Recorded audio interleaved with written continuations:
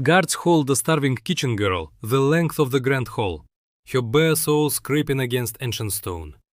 A bruise, fresh, vivid purple, spread across her jawline. She did not cry. She did not flinch.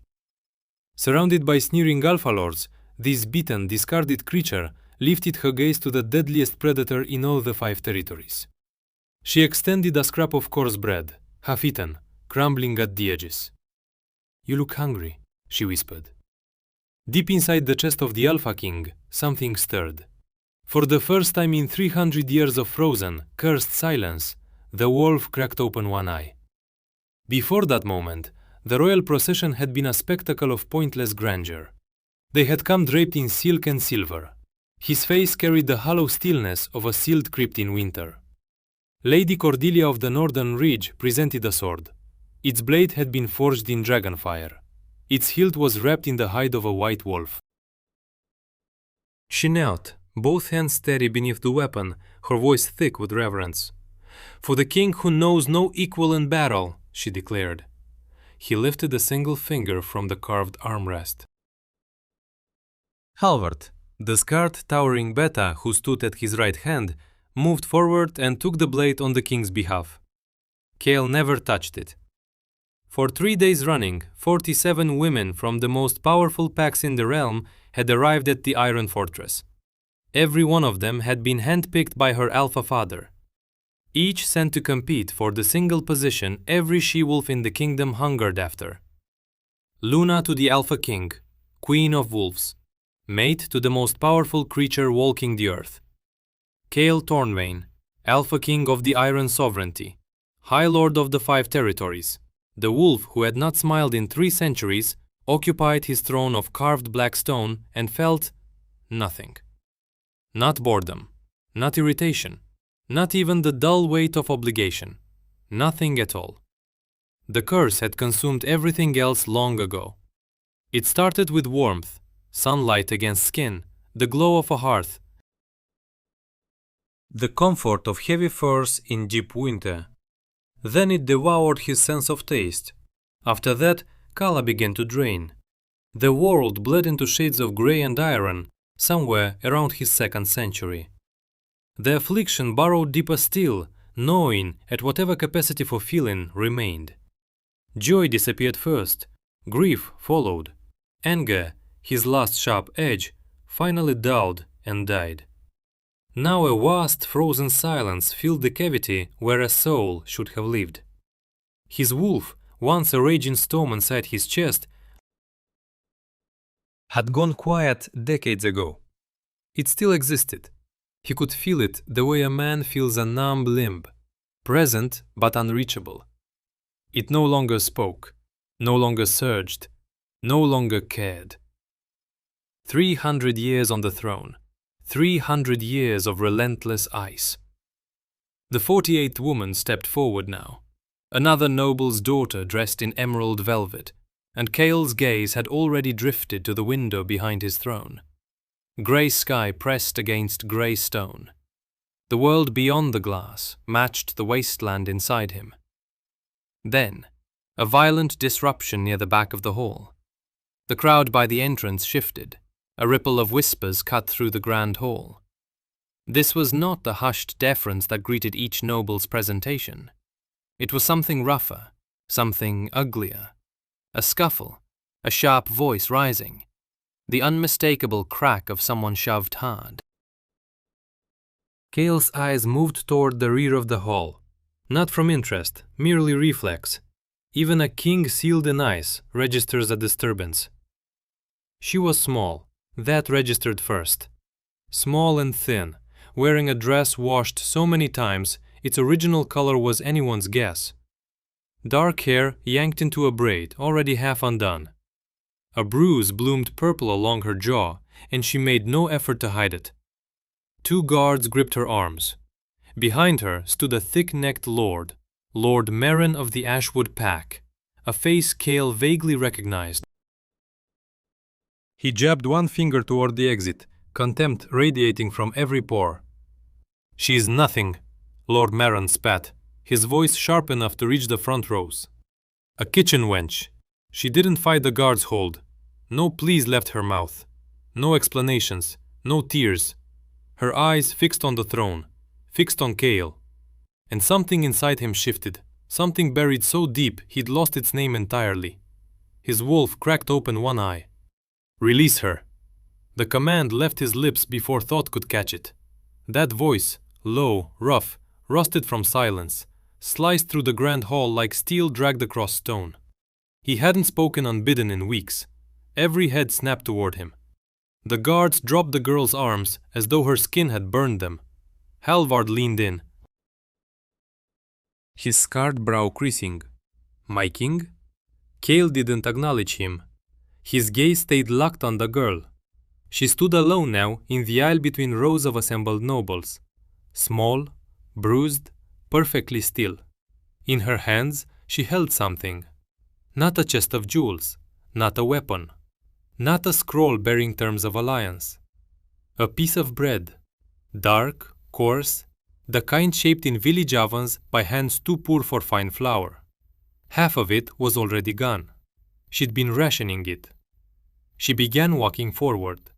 The silence that fell over the grand hall was total. The kind of silence that descends when every wolf in a room senses something without precedent, and not one of them can name it. She stopped at the foot of the throne steps. She did not curtsy. She did not kneel. Her eyes met his. Dark, steady, utterly empty of fear. She held the bread out to him. You look hungry, she said. If you find these stories compelling, please consider hitting the like button. It helps bring more content like this to life. Not hungry for power, not for dominion, not for the calculated pairings and strategic unions that every wolf in this hall had gathered to broker. Genuinely hungry, as though she could see straight through the crown, through the throne, through 3 centuries of frozen stillness, and find the starving thing underneath. Kale stared at her. The grand hall stared at him. 47 noble daughters, draped in silk and dripping with gemstones, watched a ragged girl offer their king a crust of bread with the same gravity they had offered fortunes. He took it. His fingers brushed hers. And for the first time in 300 years, Kale Thornvane felt warmth. Not figurative warmth, not some poetic echo of feeling. Real, physical heat. It bloomed from the point of contact, raced up his arm, flooded his chest, like sunlight splitting through a fracture in a frozen wall. His wolf didn't growl, it roared, a deafening, desperate, triumphant howl that tore through every nerve in his body and nearly launched him to his feet. Mate. The word rang silent and absolute. Mate. The bread shook in his grip. His fingers had closed around it with near savage force. His eyes, flat, grey, dead for longer than anyone in that room had drawn breath, ignited. Gold poured through the grey like molten ore flooding a mold. The girl saw it. She watched the impossible color swallow his irises. She stepped back. One step. Not from fear, from recognition. Something inside her had answered, and that answer terrified her. What is your name? His voice barely passed for human. Elowen, she said. I am no one's daughter. I belong to no pack. I came because I was hungry too. Your Majesty. This creature is an Omega, lower than an Omega. She was expelled from the Ashwood pack for Halvard. If Lord Merrin opens his mouth again without my leave, take his tongue. You will stay. I have nowhere else to go, but I won't be kept. One corner of his mouth moved. Not a smile, the ghost of a memory where a smile used to live. Then stay because you choose to. She held his stare, held it longer, then gave one sharp nod. Behind them, in the watching crowd, Lady Seraphina's fingers tightened around her chair's arm until the wood groaned. Beside her sat an older woman draped in black, Vespera, former advisor to the king's dead mother, and quite possibly the most powerful female wolf at court. Her face showed nothing. No surprise. Only the cold, precise turning of gears behind her eyes. They gave Elwen a chamber in the east tower, sparse but clean. A narrow bed, a hearth, a window overlooking the inner courtyard, where warriors trained at first light. It was the finest room she had ever stood inside. She remained at its center for a long while, listening to wind cry against stone, trying to make sense of what had just happened to her life. She knew about mate bonds. Every wolf did, even the outcasts, even those raised in kitchen corners on cold stone floors. The bond was sacred, involuntary. The wolf recognized its match before the mind could catch up. But she had never shifted, not once. Her whole life they had told her she was defective, too weak, too small, too broken to hold the wolf that should have lived inside her. Lord Maron had wielded that belief like a weapon to justify everything. The beatings, the starvation, years of invisible labor with no status, no protection. No name worth remembering. If she carried no wolf, how could any bond have taken root? She pressed her hand flat against her chest. Something had stirred there when his fingers brushed hers, a pulse that wasn't her own. Quick, fierce, aching with warmth. A knock at the door. She opened it to find not a guard, but a small, round-faced woman with gentle eyes and flour dusted across her apron. "I'm Marta. I run the kitchens. Brought you something to eat. And I wanted to tell you before someone else does.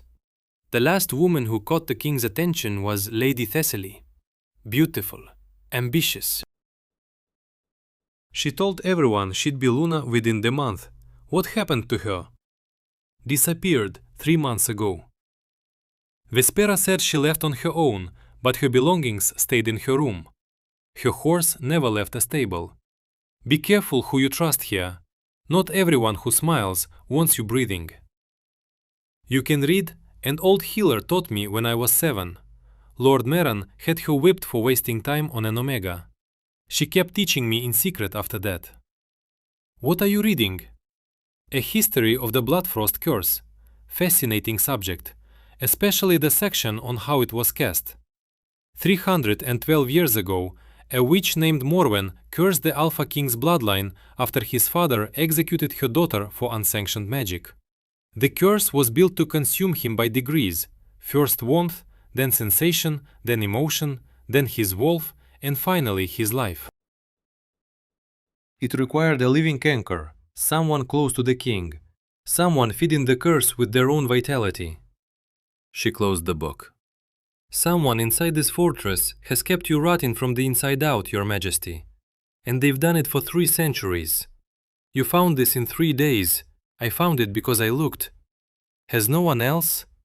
Vespera. She has served this court for 300 years, since before the curse, since before Morwen. She was your mother's closest confidant, and your grandmother's before that. That alone doesn't prove... But when Lady Thessaly began drawing close to you, she vanished. No tremor in Elwen's voice. Marta told me. And tonight, when I asked Marta who assigned this room, this exact chamber in the East Tower, sealed off from the rest of court, she said one name. Vespera. The cold inside Kale's chest clenched like a fist closing around his ribs. Not numbness, something worse. Something that felt terribly, unmistakably like the first stirring of fear. Why are you telling me this? Elwen rose to her feet, still so small, still barely reaching his chest. But nothing about the force behind her gaze was small. Because you accepted my bread, she said. And because I think you've been starving for a very long time. And no one in this fortress has cared enough to ask why. If I touch you, the warmth comes back, but it fades again. And every time it fades, the cold cuts deeper. The curse is fighting it. Then we'll have to be faster than the curse, she said. Vespera struck the following evening. The grand hall had gathered for the feast closing the procession. Noble daughters who hadn't yet departed sat in places of honor. Their gifts arranged along the walls. Kale had made no announcement of a Luna. The court churned with speculation, no one dared speak aloud. Elovan entered, wearing a dress Marta had found for her. Simple, deep forest green, immaculately clean. She carried her head high, and every gaze in the hall tracked her path. Vespera stepped forward before the meal was half finished. "I invoke the right of challenge." Her voice rang through the grand hall like iron striking iron. "For the protection of this pack and this throne, the woman called Eloven is wolfless, packless, without a name. She is unfit to stand in this court, much less beside the king." I challenge her claim. The hall erupted. Wolves surged from their seats. Halvard's hand found his sword by instinct. Kale's fingers clenched the arms of his throne so hard the stone cracked beneath them. But Elowen spoke first. "I accept." Every voice died. Kale turned to her, eyes blazing gold, his wolf thrashing inside them with a violence that charged the air, made it crackle. "You cannot. A challenge is a fight. She is a ranked wolf. She will—" "I accept." Elowen did not look at him. Her gaze locked onto Vespera, and her face held nothing resembling fear, only a certainty that ran bone deep. Vespera smiled, the smile of a woman who had sustained the curse for 300 years, who had silenced anyone who wandered too close, who fully intended to dispose of this complication the same way she had disposed of Lady Thessaly. "Tomorrow at dawn," Vespera declared, "the fighting circle." Before the assembled pack. The hall drained slowly. Wolves murmured to one another, glancing between the slight girl in the green dress and the formidable advisor who had never lost a challenge.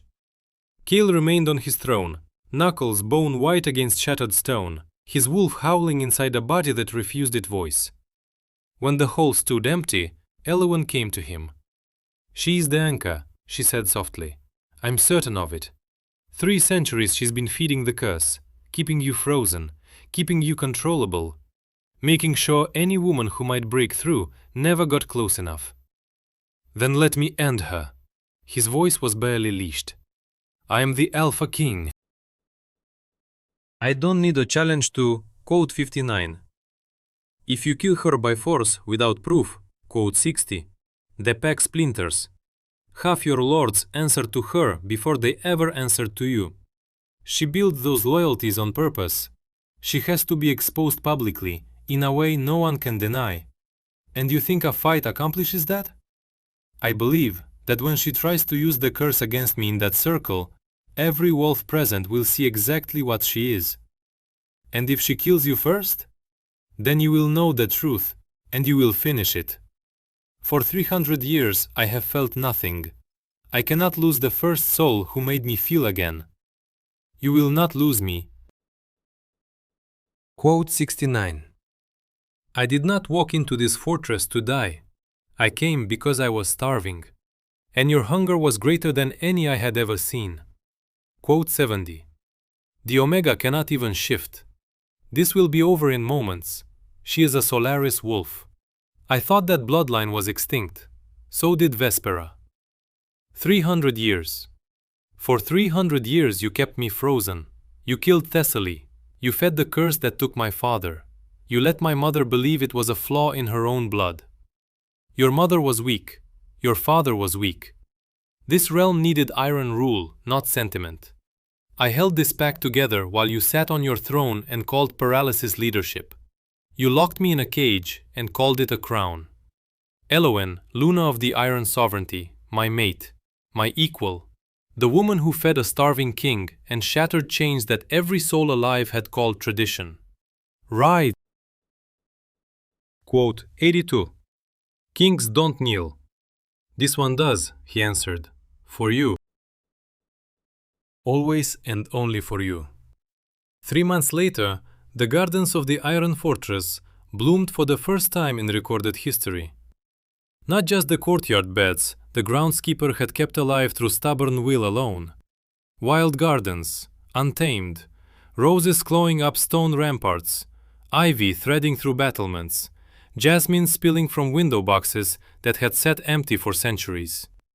The fortress itself seemed to breathe again, as though the stone had thawed alongside its king. Cale Thornvane stood on the balcony of the royal chambers, their chambers now, and watched the sunset bleed across the sky in colors that still staggered him.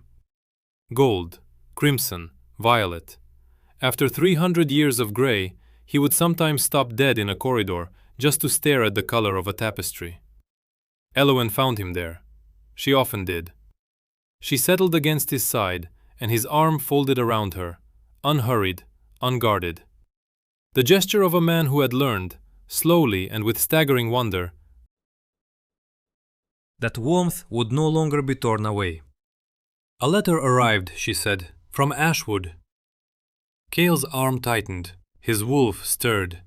Not the old frenzy, a steady, protective rumble now, constant as his own pulse.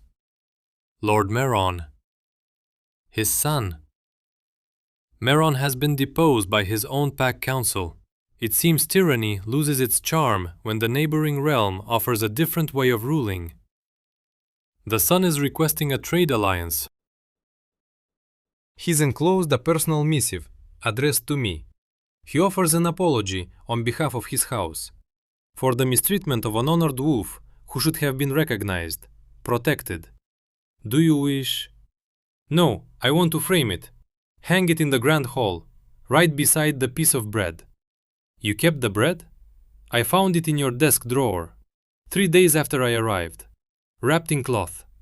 The only gift out of 48 that you had touched with your own hands. It was the only one worth keeping, he said. And the Luna of the Iron Sovereignty, who had once been no one's daughter, who had walked into a king's fortress with empty hands, and a heart that refused to be empty, pressed her face against his chest, listening to the heartbeat she had rekindled with a crust of bread and the blazing, unshakable refusal to believe that a frozen thing could not be warmed.